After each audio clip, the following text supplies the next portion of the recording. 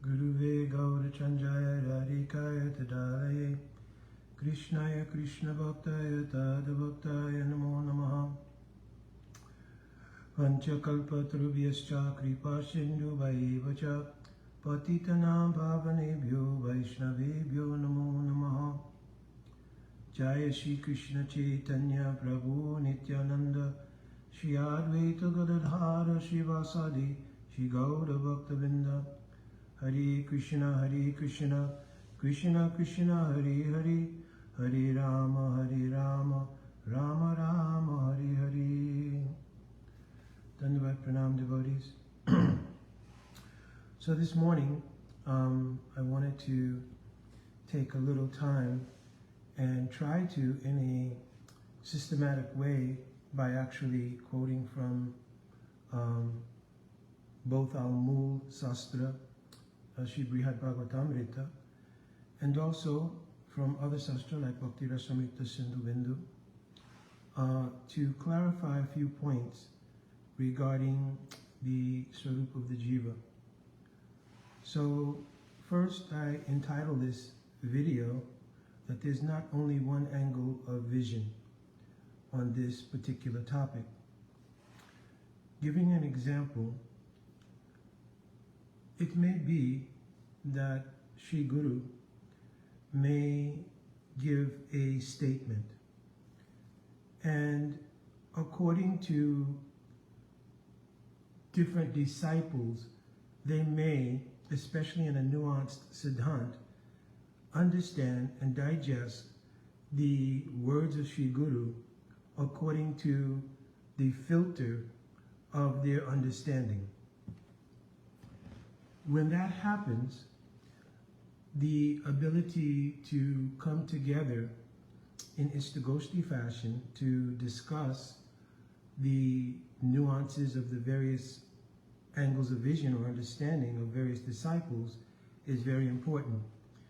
And of course, it is especially important to be able to do that with love and affection. In a previous experience that I've had, I saw, and again, I'm not speaking to any particular institutions or anything, I'm just bringing up the topic. Again, my very nature is that I don't like to be embroiled in any kind of in-group, out-group, this sangha, that sangha, etc. I'm not amenable or not, I don't resonate with those things. So, but there was an experience that there was a topic regarding the origin of the jiva's sojourn in the material world. And of course, our Srila Prabhupada, in first speaking on this issue at a time when devotees were very young, because we have to remember our Srila Prabhupada spent a total of 11 to 12 years manifest in his Acharya Leela. And so it would mean that those who spent from day one even to Srila Prabhupada's Samadhi would have had perhaps 11 years of experience, at least in this life, in their understanding of Bhakti and Bhakti Tattva. Now, many of us are looking at, tenure of 40, 50 years in the process, and certainly, and hopefully, insight, perspective, realization, so many things have grown. But even at that time, Srila Prabhupada gave a simple narrative for the digestion and understanding of devotees that we were once with Krishna, and that due to the misuse of our free will, that we left Krishna and began a sojourn in the material world, which we are now trying to revive that original relationship and go back home, back to Godhead. So that narrative, of course, served as an impetus and as an inspiration to perform bhakti, because the consideration was, I do have a organic and natural relationship with God that I somehow was responsible due to the misuse of free will for breaking, and now I am in the practice of bhakti reviving that relationship. So that narrative was completely suitable to inspiration to take up the practice of bhakti. Now, the question becomes whether the narrative itself was a theological siddhanta, did we actually originate in a relationship with Krishna from which we somehow misused free will, or etc., and fell to the world? Well, Srila Prabhupada certainly, in the course of his writings and statements, corrected the idea that that's a siddhanta. Of course, in the 7th canto Srimad Bhagavatam, he clearly mentions that no one can actually fall from Vaikuntha unless there was something to be done in terms of like a lila, then no one actually falls from Vaikuntha. But what ensued from the initial narrative was a sense that devotees, according to how they digested the narrative, took sides. That our Srila Prabhupada has literally said this, and therefore, without any other consideration, this is the absolute perspective on how the jivas enter the material world. Other devotees, in the course of their unfoldment, maturation, different things, they saw, well, no, Srila Prabhupada spoke this as a way to help us, but there is a siddhantic, theological siddhantic reality, and, that's different, right? It does not make these statements of Srila Prabhupada false, because the statements were used to inspire bhakti. They were not just simply like something made up, because there is truth in the fact we have an organic relationship with Krishna. It is true that on a daily basis, a minute-to-minute basis, we are misusing free will.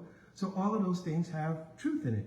But it is not a theological siddhanta that we were with Krishna in the spiritual world and fell from there due to some misuse of free will, or being overcome by Maya in a particular way, etc. Because there are too many sastric statements that actually declare that no Maya can enter the spiritual world, and also that relationships established with Krishna are unbreakable.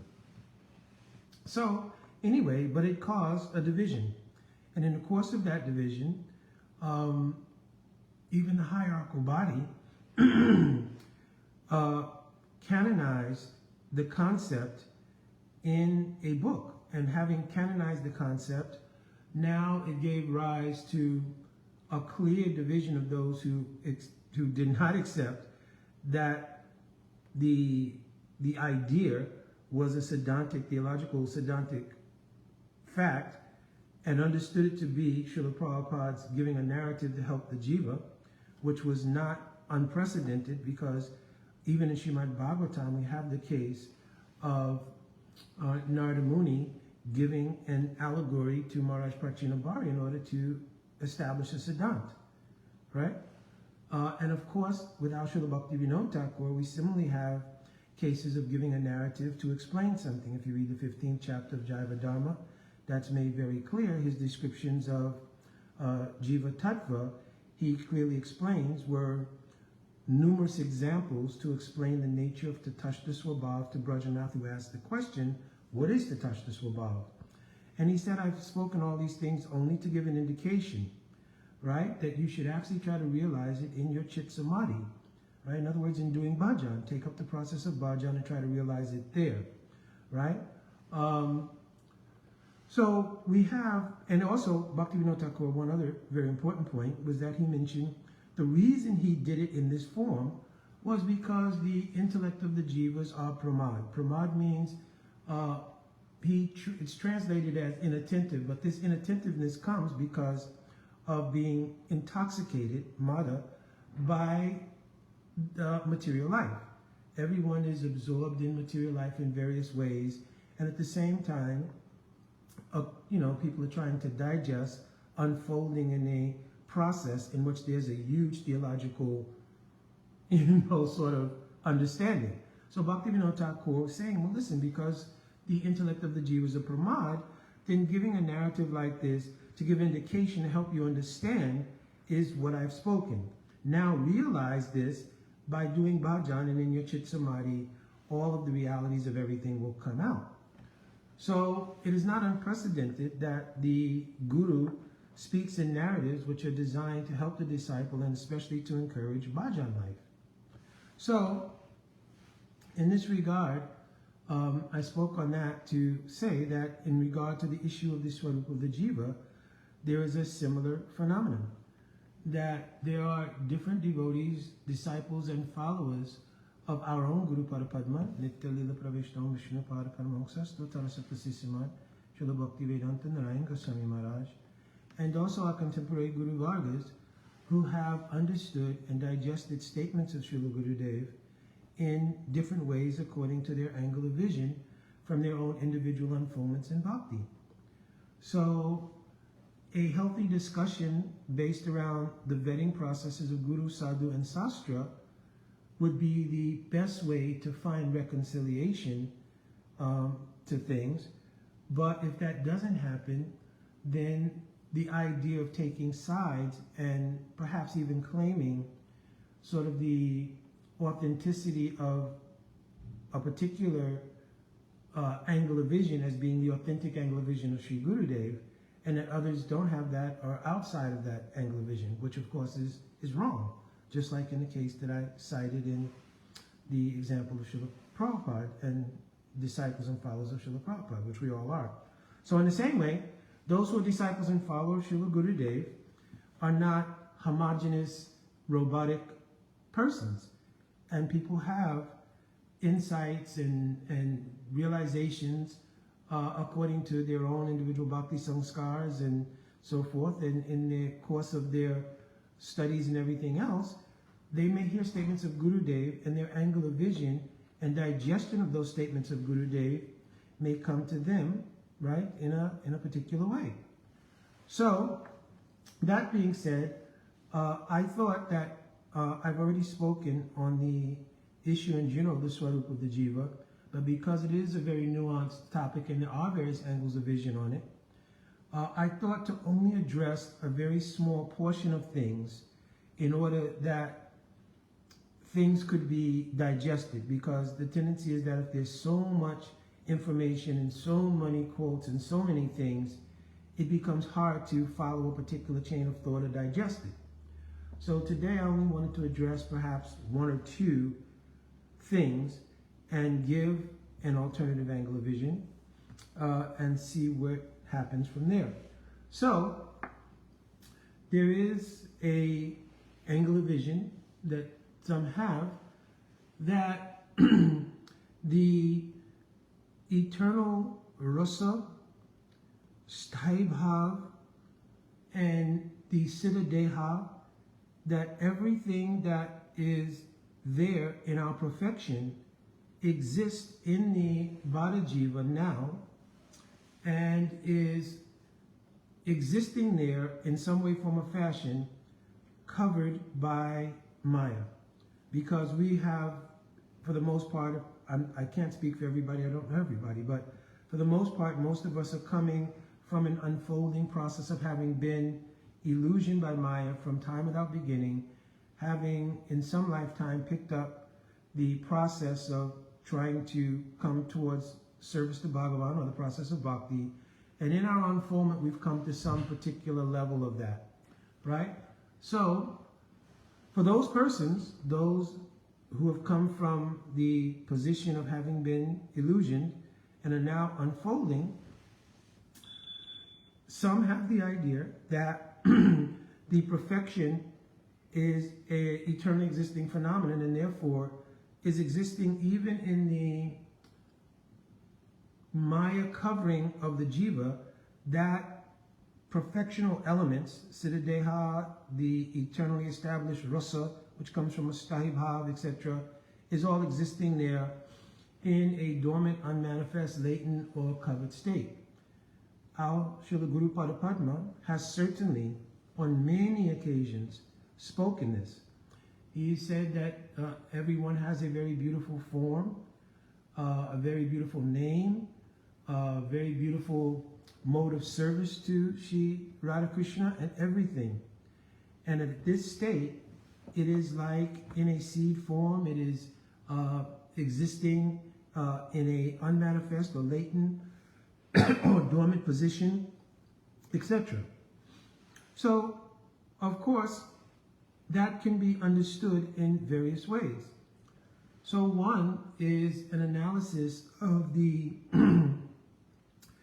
English words, and this has been something that I have spoken about for many, many years, because I think it is the key to unlocking reconciliation of a lot of these things. So that our Guru Padma, and I'm going to use my own Guru Dev primarily, but it extends to our contemporary Guru Vargas, our Srila Prabhupada, and others, all the way coming down from Srila Bhaktivinoda Thakur himself, who even in his commentary on the first verse of Shishashtakam directly says the same thing, that everyone has a beautiful body, etc., which has now been covered by Maya. So now, the question arises that in their use of speaking this narrative, first, what was the meaning of the words, and secondly, what was the intention of the narrative? So, first, let's take a look at the words themselves. So, of course, many times, Srila Gurudev, when he would speak like this, he would say that your constitutional name, form, service, and everything else of your perfection exists in the jiva in a dormant, latent, or unmanifest way. Right? So now, we have to then take a look. Let me see what is the nature of the things being described. So what's being described is my eternal Sthaibhav, the eternal rasa that I have with Krishna, which is based on a Sthaibhav, my spiritual body, which is the form of that particular bhav, my service and everything else in the realm of the Ekadas Bhav, all of the elements that compose my perfection, all of those things are there. So of course when we read Sastra, Bhakti Rasamrita Sindhu of Rupa Goswami Pad, or any Sastra, Chaitanya Charitamrita, then we know that all of those elements, like Sthaibhav, Rasa, Siddha Deha, etc. I'm sorry that the volume was a little low. Someone is reminding me. I probably need to speak up because I have the volume up. I'm just speaking very low key. But the fact is, we know all of those things are composed of spiritual energy called Svarup Shakti, the internal energy of Bhagavan, which is composed of Sandini, Samvit, and Aladini. So that potency of Sandini, Samvit, and Aladini is the spiritual energy of Bhagavan, and it is the same energy that exists in the eternal associates of Bhagavan. So if that energy, Svarup Shakti, which is the composition of the things we mentioned, your Siddha Deha, your Sthaibhav, etc., if the composition of those things, which is Svarup Shakti, can be covered by Maya, then many theological problems arise. One, then perhaps the idea that you can fall from the spiritual world becomes a theological possibility, because that would mean that the eternal associates who are imbued and endowed with Svarup Shakti, it can be overcome by Maya. And the whole spiritual world, which is composed of the Svarup Shakti, Sandini, Samvit, Aladini, it may be overcome by Maya. Of course, all of the scriptures say that's not possible, right? Like in the second canto Srimad Bhagavatam, I think it is the 9th chapter, maybe the 10th verse, it's clearly explained there, that pravartate rajas tamas tayo asatva chamisram na cha kala vikramaha yatra maya. That in the spiritual world, there is no influence or potency of Rajagun, Tamagun, or even mixed Sattvagun, which means only Suddha Sattva exists there. Pure spiritual energy, no even material mode of goodness exists there. And Nacha Kala Vikramaha, time, the influence of material time, past, present, and future, also has no influence there. And what to speak of, then he says, Maya. Maya has no entrance there. So it would mean that it is impossible for the residents of the spiritual world, or anywhere where Svarup Shakti is present, for Maya to overcome it. So, Jiva Goswami Pad is mentioned in Paramatma Sandarbha that it is the absence, and I'm just making everything simple here because, like I said, we don't want to overload everything.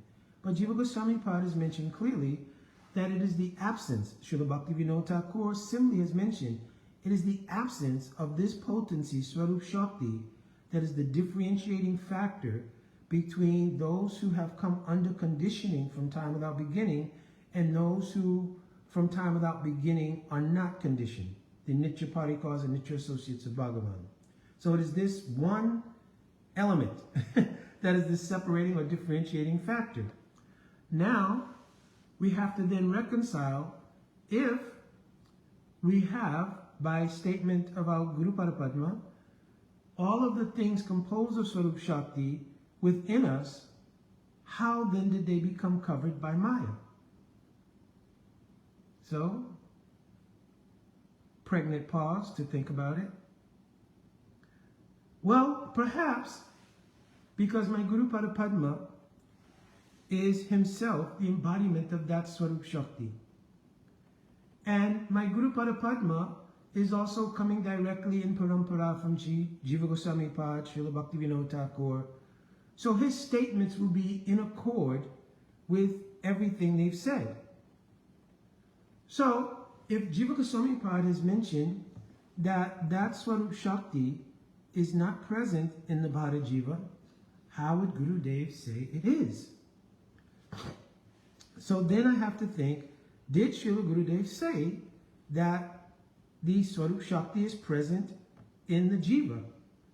I've never one time heard throughout all the years that I spent with Srila Guru Dev, I know people have many more years with Srila Guru Dev, but I have never heard Srila Guru Dev say that Swarup Shakti is present in the Bhada Jiva. Now, of course, Srila Bhaktivinoda Thakur has given analysis, and all of our acharyas have, that Swarup Shakti is also the Mool Shakti of Bhagavan. Therefore, there is no Shakti existing anywhere that has not had its genesis from Swarup Shakti. But clearly the functions of Swarup Shakti are different from the functions of other Shaktis that have manifest, though they have their genesis in Swarup Shakti, because it's the Mool Shakti, right? Just like electricity may have its genesis, just as a rough example, from a particular power plant. But when that electricity comes in the house, it functions in different ways according to where it is channeled. In the refrigerator, it will produce, through the mechanism of the refrigerator, it will produce cooling and freezing. In the stove, it will produce heat. You understand?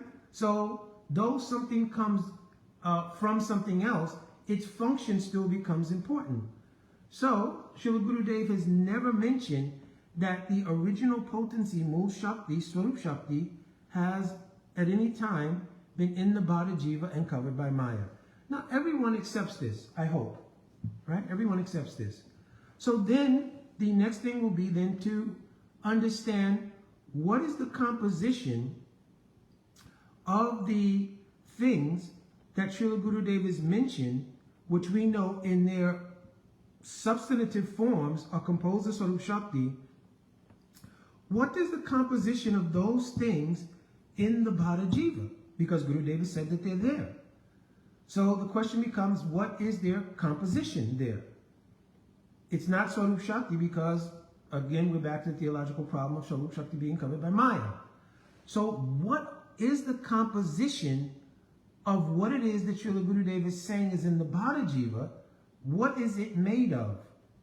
And this is a question I've asked several times to those who espouse the idea of these things being present there in a substantive way.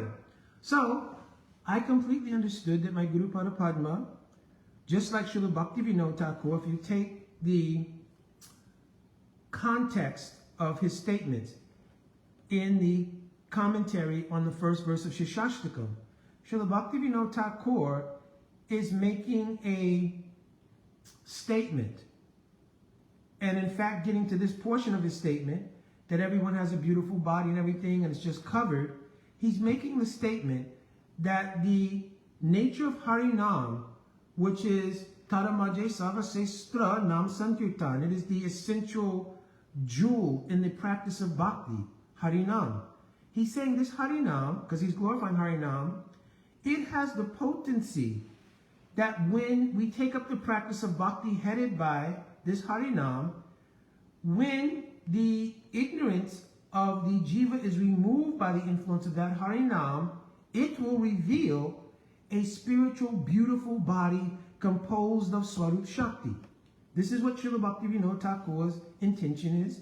And the same way, our Guru Pada Padma is mentioning that existing in the jiva is a potential that when they take up the process of bhakti and do anugatya to pure devotees following this process of bhakti, the result will be the revelation of a beautiful form, a particular rasa, a particular service, etc., etc. So therefore, they have caveated the description of all of these things with the word constitutional. That in your constitutional position, your name, form, everything is there. And you will realize it when you take to the process of bhakti in anugatya. Why? Because the process of bhakti itself is Svarup Shakti. Bhakti is Svarup Shakti. So when you become influenced by Svarup Shakti in the course of your practice in incremental stages up to Bhav, you will realize by that Svarup Shakti a beautiful name, form, rasa with Krishna, everything. So is that a true statement? Absolutely. Now, if I take that statement to mean that there is a substance which is in the jiva, which is composed, or which is the substance, which is the composition of the things that Srila Gurudev mentioned, your name, form, etc., the question becomes, what is the composition of that substance? What is it made of? So if you look in the dictionary at the word potency, right? Because sometimes that's the word that's used to describe it. It's a potency. If you look in the dictionary, potency has the definition of one, a potential that has the power to influence an outcome. So I've digested that Srila Gurudev is speaking about that potential. The second thing is a substance that has the power to produce an outcome. So here, potential also potency means a substance. So to give an example, to clarify the definition, they give the example of medicine. And they say, for instance, that the botanical or the chemical composition of certain medicine has the power to effect the outcome of curing the disease. There are substantive powers in the botanical or chemical composition of a medicine to cure a disease. So that means that potency related to a substance has a makeup. It has a substantive makeup. Whether it's, let's say if it's a botanical combination of echinacea, golden seal, whatever it might be, those are identifiable substantive compositions that make up the substance that we're now saying has the potency to create an outcome. So if we say that there's a substance, a potency, meaning a substance in the jiva, what is its composition? If we accept that it is a potential, then problem solved. Because potential also has the power to create an outcome, according to the very definition of the word potency. Right? And if my Guru Pada Padma spoke to that potential, it completely aligns with all Guru, Sadhu, and Sastra going all the way back to Jiva Goswami Pad.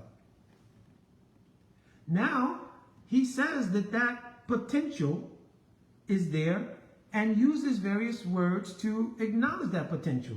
Latency, dormancy, unmanifest. All of those words are synonyms of potentiality. Now, it is not like material potential, because bhakti is absolute. So it is an absolute potential that if you take up the practice of bhakti, bhakti will reveal all of the things that Srila Gurudev has mentioned.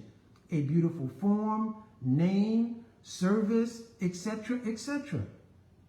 Now, if we say that this rasa, form, everything is there in the jiva and it's only covered by Maya, then that should be a universal thing. In other words, any jiva who uncovers Maya in any way, form, or fashion should discover those things. A particular ras, a form, everything in relation to Krishna. So now is where I want to go to the very mool grunt of our theological system, which is Brihad Bhagavatamrita. In Brihad Bhagavatamrita, Srila Sanatana Goswami Pad, he gives some discussion in the second section, which is called Jnana Kand, right? And I'm going to read it. He gives some understanding about this. So let me give context to the section. This is called Sangati, when you make a contextual connection with whatever verse you're about to read or section you're about to read.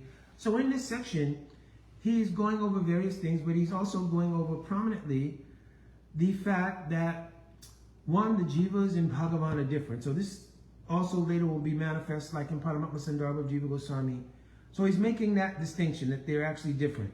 Secondly, he's glorifying the nature of bhakti over the idea of simply liberation. So that's the section that we're in now.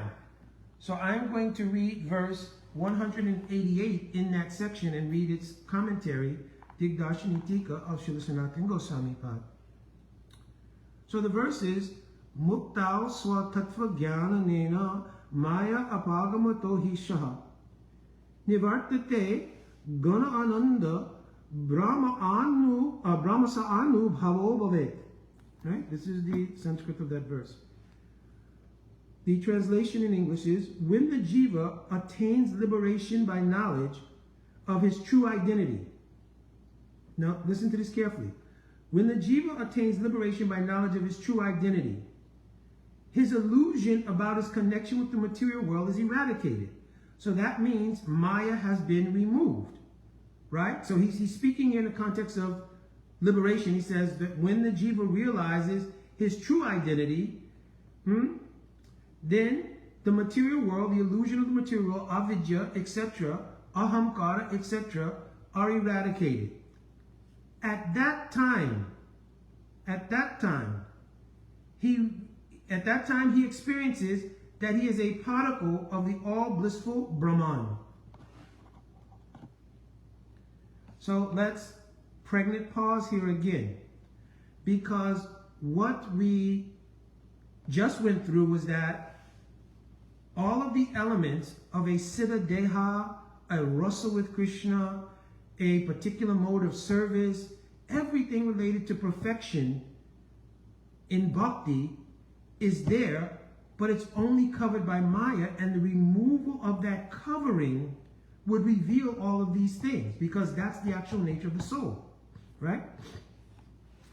But here it says, when the jiva attains liberation by knowledge of his true identity, right? His illusions about connection with the material world has been eradicated, Maya has been removed. At that time, he experiences that he is a particle of all blissful Brahman. Let's read the Tika of Srila Sanatana Goswami Pad. The Bhakti Sastras say, one attains liberation by realizing his true identity as pure spirit. This knowledge puts an end to his delusion that he and his forgetfulness of his real nature, right? And frees one from the illusion of Maya. He then experiences, not that I am a cowherd boy, not that I am a gopi, not that I am in Vatsalya Rasa, but he experiences I am part, Amsa, of the supreme spiritual entity, Para Brahman or Bhagavan, who is by nature all blissful. One should understand that the conception expressed here is that Brahman and Bhagavan are one. However, when one attains liberation by just realizing the identity of the soul, here he's saying, by realizing the identity of soul, is indeed to be part of the Lord. The happiness he experiences is only partial. Although bhaktas, so he's making a differentiation between just all jivas who may even remove Maya and become liberated, he's making a distinction. Bhaktas are also part of Parabrahman or Bhagavan. By their bhajan, the practice of bhakti, or serving the Lord in love, they achieve divine happiness, bhakti sukha, by experiencing the unlimited sweetness of his lotus feet. It means realizing Krishna, his root, gun, parika, lila, etc. Right? This is how devotees of the Lord are distinctly superior to those who are merely liberated. So if the idea is that the Svarupa, meaning the rasa, siddha, etc., everything is in every jiva, and the only issue is that it is now presently covered by Maya, and when that Maya is removed, then that everything will come out, is not theologically what our line espouses. And Srila Gurudev has never said that. Srila Gurudev and Srila Bhaktivinoda Thakur and everyone else coming in our Bhaktivinoda Dada have expressed everything in relation to those jivas who have come under the influence of Swarup Shakti by the practice of bhakti. So it is not a universality that every jiva has a particular established rasa, which is just now covered by Maya, etc. Every jiva does, however, have the potential to obtain a particular rasa in relationship to Krishna. And the process for doing that is the practice of bhakti. If there is another explanation, then again, I acknowledge there are many angles of vision here. So if there is another explanation for the terminology that Srila Gurudev has used in terms of constitutional, meaning your perfection, latency, dormancy, unmanifest, meaning the potential, then please explain it.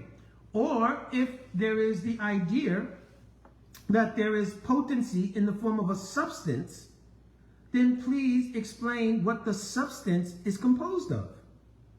This has been my only query in regard to this presentation of Srila Gurudev's statements. So I'm open always to hearing, but I'm asking for an explanation of those things. Now, finally, because again, the idea was not to become overwhelming with so much information, I want to go to a section of Brihad Bhagavatamrita. Again, this is in our Mool Sastra, in which the only quote that I've ever heard for that praman of a substance being in the jiva and given by Bhagavan is also in Brihad Bhagavatamrita. So I want to go to that section and look at that carefully and read the commentaries that Srila Gurudev has translated here and see how we can understand that. So I'll first go to the verse that's quoted in pursuance of that idea. Now, not everybody who quotes this verse has quoted it in pursuance of the idea that there is a potency or substance that eternally has been placed in the jiva. I've heard the term placed at the time of manufacturing. I know this was the answer to a question by someone to Srila Bhakti Vigan Bharti Goswami Maharaj. So, Srila Bhakti Vigan Bharti Goswami Maharaj was answering the question of this devotee. So again, is this a position where Srila Bhakti Vigan Bharti Goswami Maharaj is establishing a theological siddhanta, or is it an attempt to give an example to explain a concept? Right? So that's what has to come in first, and we would need to have some ability to get that question answered. So, one is that the way I've heard it is that Pujapad Srila Bhakti Vigan Bharti Maharaj mentioned that at the time of the manufacturing of the jiva, that a special potency, which is inclusive of the rasa, etc. of the jiva, is placed there. So of course, obviously, and having read the writings of Srila Bhaktivedanta Bharati Goswami Maharaj, I know for a fact that he does not accept that the jivas are manufactured at a particular point in time. And I'm sure the persons espousing that idea also know the same thing, that the jivas actually are not manufactured at a particular time, but the jiva is nitya, the jiva is eternal. So their quality is also eternal, right? So their potentialities are also eternal and absolute. So, right? But substantively is something there. So let me read the verse that's quoted to indicate something is there. This comes in the section called Vaikuntha, which is in the second canto. I think it's, anyways, it's verse 190 in the second canto. And the verse is, Vachitra lila vibhavasya tasya samudra koti ganana sashaya vichitri tat ruchi dhana lila vibhutim uttar kayatum prabhu kaha. Sri Krishna's pastimes expand with ever new variety. His heart is as deep as millions of oceans, samudra koti, right? Is as deep as millions of oceans. By logic, no one can understand the purpose for which he has placed different tastes in the hearts of his devotees and expanded the opulence of his pastimes accordingly. So the first thing that we get is that though we do not see in the Sanskrit, we don't see the idea vichitri tatta ruchi dhanalila, that this ruchi dhan, the giving of this ruchi, has been to every jiva. We don't see that anywhere here. But it is indicated, right? In other words, you can, by indication, and we'll perfectly see it when we look back at the Sangati in this particular section, Adhyay Sangati. When we align it with the previous verses, it will make complete sense. So it obviously indicates devotees, or those in the practice of bhakti. Because nowhere does it say or give indication that this placing of a particular ruchi is in the heart of every single jiva. It's not here, but perhaps let's look at the commentary. Gokumar, right, because he's using a system of presenting a vishaya concept, then he's saying, but a doubt may arise. A doubt is called samshaya. So he's saying Gokumar may raise to Nard Muni this doubt. Gokumar may raise the doubt. The Supreme Lord is the source of all knowledge and the originator of all actions, is known as Rishikesh, the control of the senses. So he's asking a question, which has been the theme of the verses leading up to this. Why does he not just inspire all the devotees, universally, devotees again, not everyone, devotees, right, with the highest form? Let me read it directly. I don't want to add anything. Why doesn't he inspire all the devotees to have taste for the topmost form of worship? In other words, it's been explained already that superior to the worship in Vaikuntha, the forms of liberation that I mentioned earlier, the topmost form of worship, which is the worship of the Madhurya Mayi residents of Braj, why doesn't Bhagavan just give that to everybody? Why does he make variations and differences? Why don't he just give that to everyone? Right? In answer, Sri Narada speaks this verse, beginning Vichitra. He says, Sri Krishna wants to taste wonderful, variegated nectarian rasas, because Krishna is Rasa Vaisaha or Akila Rasamrita Murti. So he wants to experience a variety of different rasas. Therefore, he had placed a variety of extraordinary desires in the hearts of devotees, endowing them with special moods. So first of all, this is very important. He has placed desires, right? So that means that what will eventually become a particular taste of service was generated from desire in the heart of a devotee, right? Endowing them with special moods. Significantly, because the heart of the Lord is unfathomably deep, like millions of oceans, no one can ascertain the opulence of his pastimes by means of logic. In other words, why Bhagavan does this, why Krishna does this, is unfathomable to the jiva, and also unquestionable to the jiva, because he's Bhagavan. If it is his desire to have varieties of taste, because it is in his nature, being Akila Rasamrita Murti, how can you come and present a logic and reasoning from your angle of vision that, oh, well, why don't you just give everybody the same thing and everybody have the topmost rasa, right? Of course, there's reasons, because it's already been explained that the Lord wants the variety. First of all, the variety nourishes the ras, right? Let me finish reading here. Bhagavan has bestowed a vast variety of taste among his devotees. Never has the word jiva been used here. Never. Always the word devotees have been used both in the commentary and in the verse itself. The reason is that by constantly expanding his pastimes in ever new ways, he gets opportunity to relish these new sweet flavors.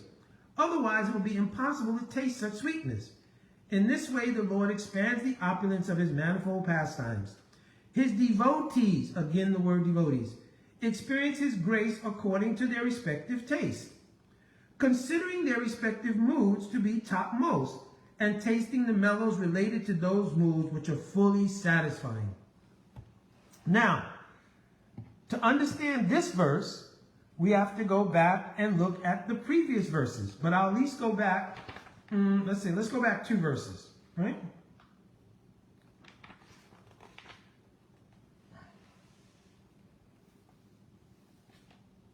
We can just go back to the previous verse.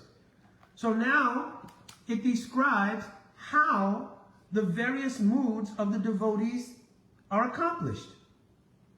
So he says here in verse 189, Upasana anusranena date. So the word date in Sanskrit means to give, just the same as done, means like to give, right?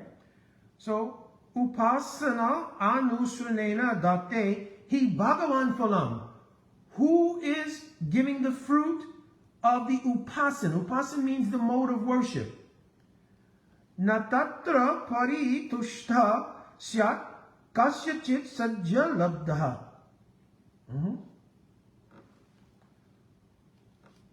So, Sri Bhagavan bestows the appropriate results to everyone according to their particular mode of worship. So how do people get a particular relationship with Bhagavan? It's according to the particular upasan they've done, the particular mode of worship or service they've taken up.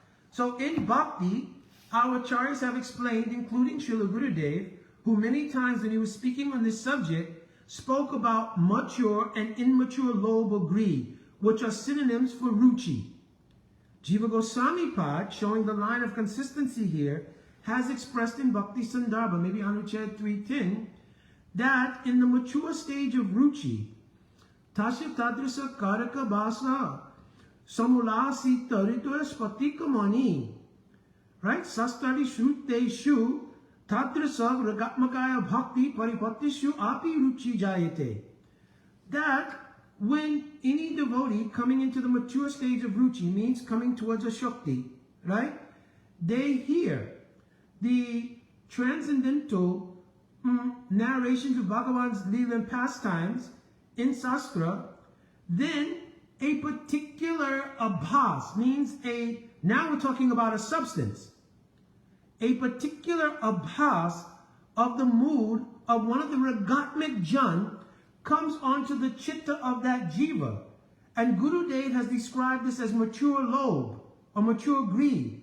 At that time, a ruchi jayate arises in that mode of worship. And the devotee does his upasan, deeply absorbed in attraction to that mood of that eternal associate of Bhagavan. At that time, Gurudev clearly says, in that mature stage of ruchi, at that time, the rasa of the jiva is fixed. The potential for all of that has always existed in the jiva. But in pragmatic, substantive ways, through the incremental developments in bhakti, coming to the stage of ruchi, going to a shakti, that particular mood becomes fixed in the heart. Another thing is that whenever you see a shadow, it means the substance that's casting that shadow or person that's casting that shadow is nearby, because the shadow can't be separated from the thing casting the shadow. So our acharyas have also mentioned, when the abhas of that mood of an eternal associate comes onto the chitta in the stage of asakti, fixing a determination of that devotee to do upasana in that mood, it indicates that the actual substance which produced that abhas, which is Svarup Shakti, is present, because it's casting an abhas. So after a Shakti will come Sudha Sattva Viseshatma Prem Suryamsa Samyabha. And that ruchi based chitta masunya, will melt the chitta with desires for service in that mood. So taking Srila Gurudev's statements in this context completely becomes aligned all the way from Jiva Goswami to Bhaktivinoda Thakur, etc. Now, na tatra paritoshta syat kasyachit sajja labdha. So here it says, upon attaining the reward of perfection. So Bhagavan has given the reward of the perfection of that upasana done by that devotee. No one feels dissatisfied.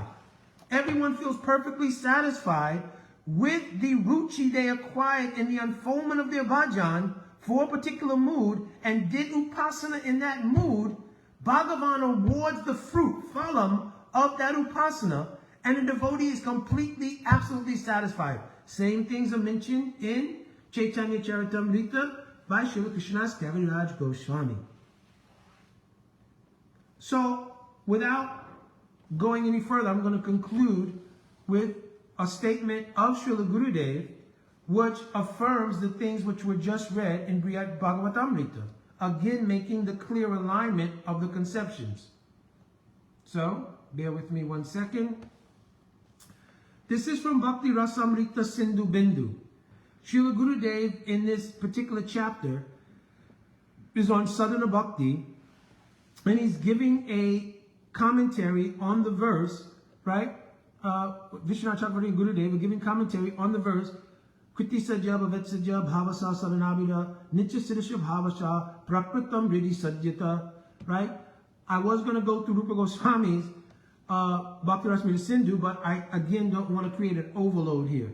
So to keep it in contextual line with everything we've talked about today, I'm just going to read Srila Gurudev's statement on the meaning of the word Nitya Siddha. Nitya Siddha Bhav is the word that describes all of our perfections. When a Nitya Siddha Bhav, Prakritam, manifests, right, from the potential of being unmanifested, manifests, it shows all of those things. A Siddha Deha, a particular rasa, a particular mode of service. All of these things are shown when the Nitya Siddha Bhav becomes prakat in the heart of the jiva. Now, Srila Gurudev describes this word, Nitya Siddha Bhav. He's describing this word. So, now I have it because I'm on my computer.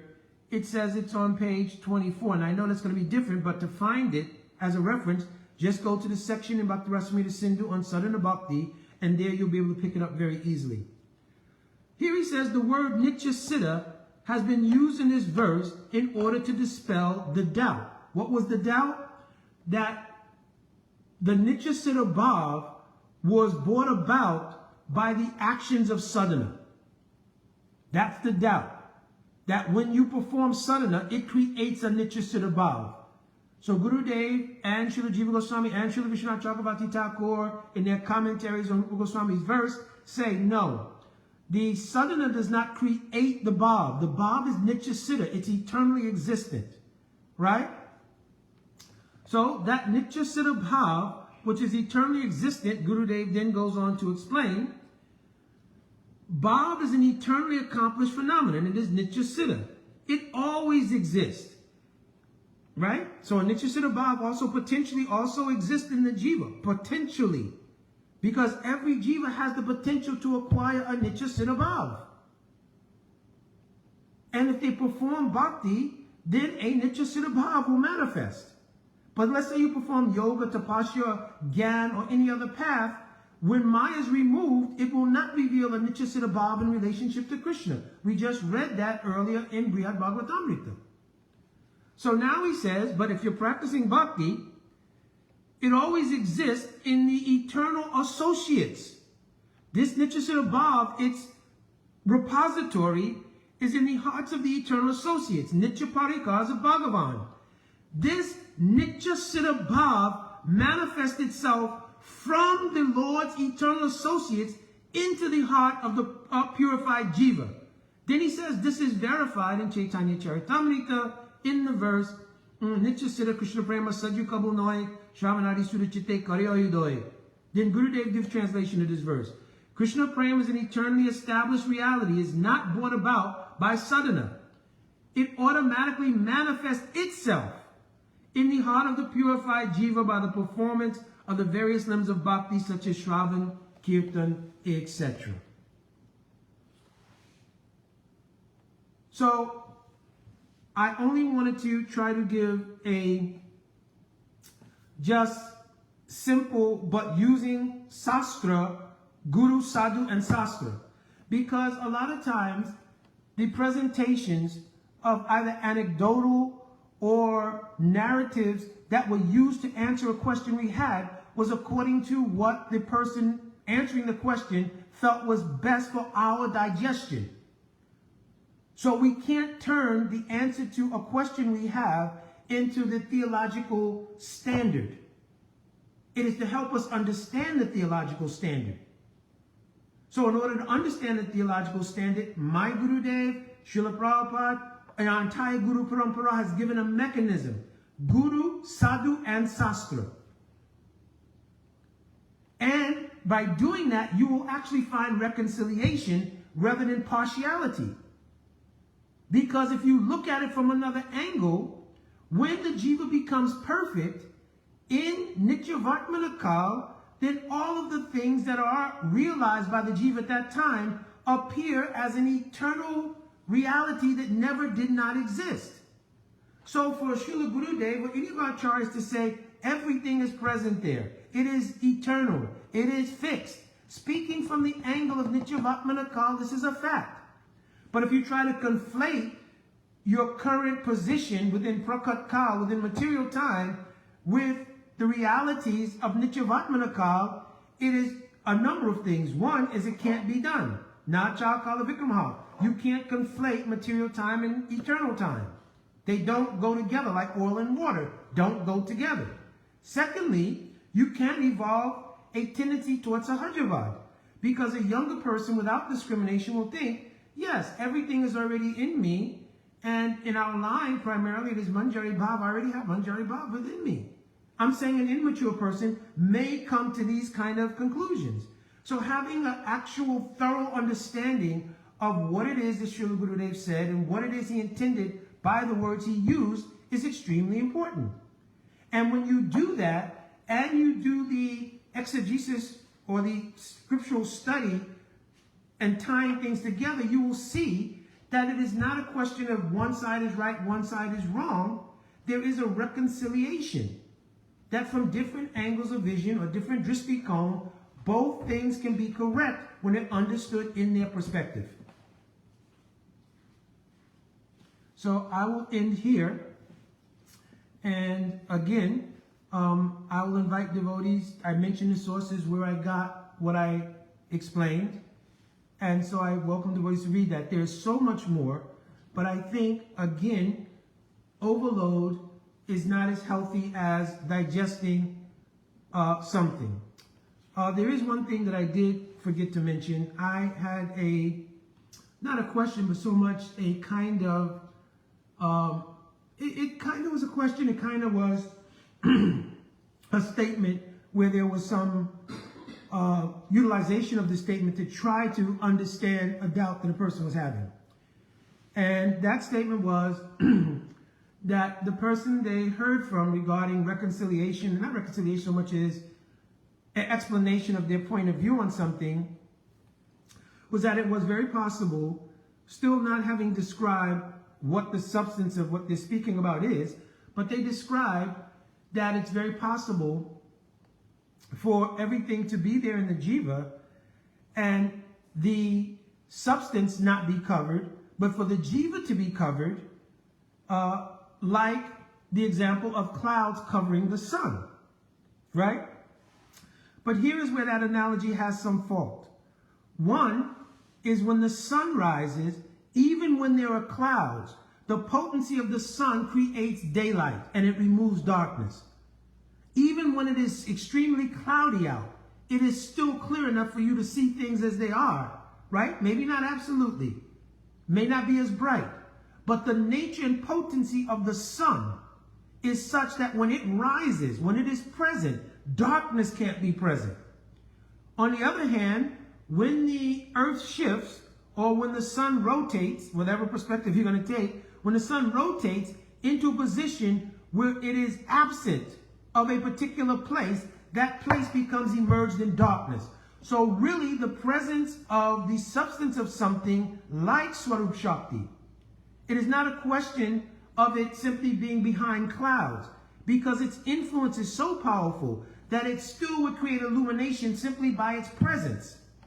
Just as when the sun rises, even when there are clouds, it is daytime.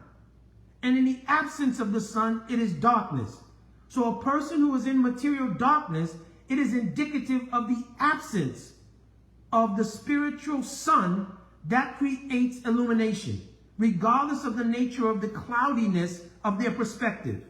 Therefore, in Chaitanya Charitamrita, it's mentioned, Krishna Surya Sama Maya Hoy Andakar. So in a poetic way, the idea of Krishna being compared to the sun is used. And when he is present, darkness cannot be present. Cloudiness is one thing, darkness is another. Dandavat Pranam, Vanchakopaturvishcha, Kripa Sindhuvevacha, Patitanam Pavanevyo Vaishnavevyo Namo Namaha. Jai Radhe Radhe.